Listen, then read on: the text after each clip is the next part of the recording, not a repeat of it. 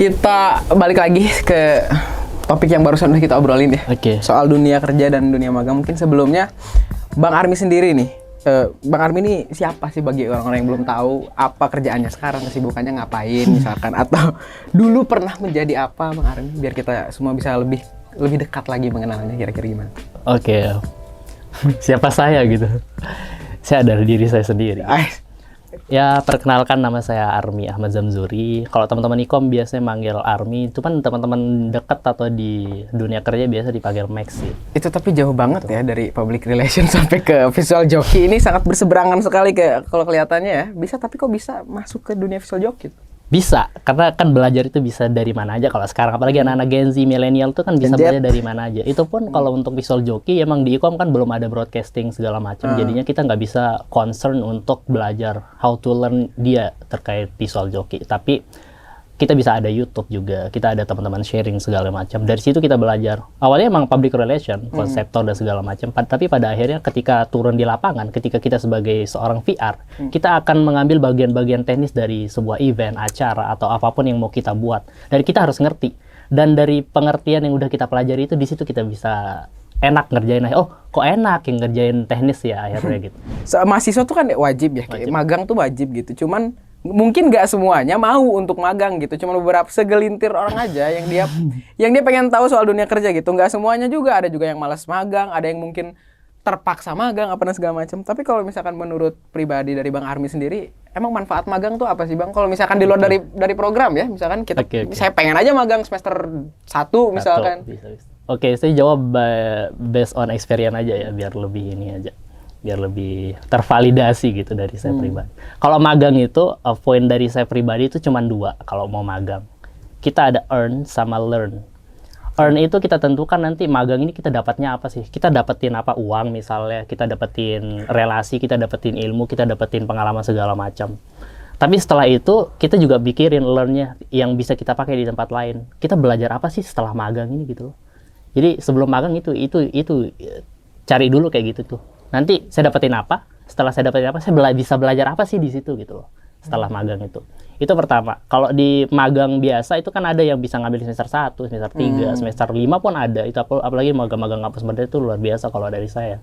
Itu untuk ngelatih kita, sebelum nanti magang yang semester 7 gitu loh. Ya, jadi magang itu wajib di semester 7 untuk kita biar nggak kaget gitu. Dunia kerja itu kayak gini loh tekanannya yang di sana nanti. Kita nggak terlalu kaget ketika udah selesai dari kampus, fresh graduate, terus nanti ketika terjun nggak terlalu kaget. Pressure nggak terlalu kaget gitu, karena udah pernah ngerasain magang itu sendiri gitu. Dan pentingnya magang bagi saya itu, internship itu menurut saya penting karena kita bisa belajar kayak satu, kita akan menemukan orang-orang yang ada di tempat itu. Contohnya misalnya saya kalau saya magang di Telkom kan, saya bertemu sama orang-orang yang bekerja di Telkom, tiap harinya dia ngapain segala macam. Saya bisa belajar untuk kayak mereka ngerjain apa sih di sini gitu. Setelah dia ngerjain itu, dia habis itu dia ngapain setelah ini. Setelah dia kerja sih dia habis ngapain, nyusun. Nah, itu kalau sebelum kan kita bakal bahas banyak banget soal dunia kerja ntar ya. Mungkin tapi sebelum jauh nih kira-kira waktu jadi ketum itu kan kita berorganisasi juga, Bang Army juga berorganisasi di situ.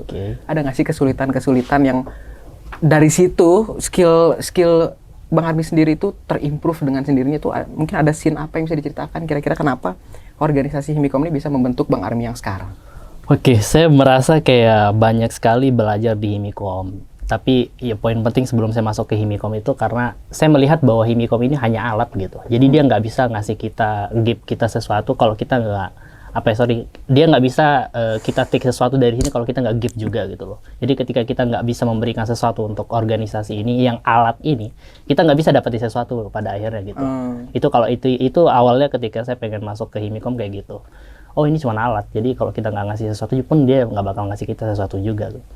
Dan itu yang pertama kalau sebelum masuk ke Himikom. Dan ketika masuk di Himikom, awal 1 tahun pertama, saya nggak ngerasain apa-apa gitu loh. Maksudnya saya cuma ngasih waktu saya sendiri, ngabisin waktu di organisasi ini untuk belajar aja sih. Maksudnya gimana sih orang-orang hebat di sini itu bisa bekerja, gimana cara mereka bekerja secara leadership, tim maupun individual, kayak gimana sih sebenarnya. Saya kepo untuk itu.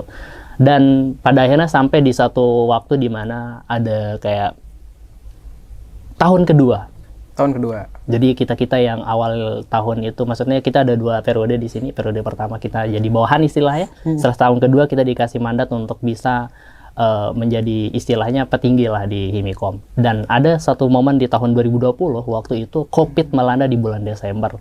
Dan kita udah nyusun plan itu dari awal tahun Januari, Februari itu udah jadi. 28 Februari itu kita ada raker dan kita udah susun semua strategi. Tahun ini mau ngapain gitu. Banyak sekali event gede, banyak sih kegiatan besar yang mau kita create di tahun itu. Cuman plak di tanggal, lupa saya tanggalnya, tapi sekitar bulan Maret itu pengumuman ada COVID pertama di Indonesia. Dan itu kita langsung ngeblank, kita nggak tahu mau ngapain.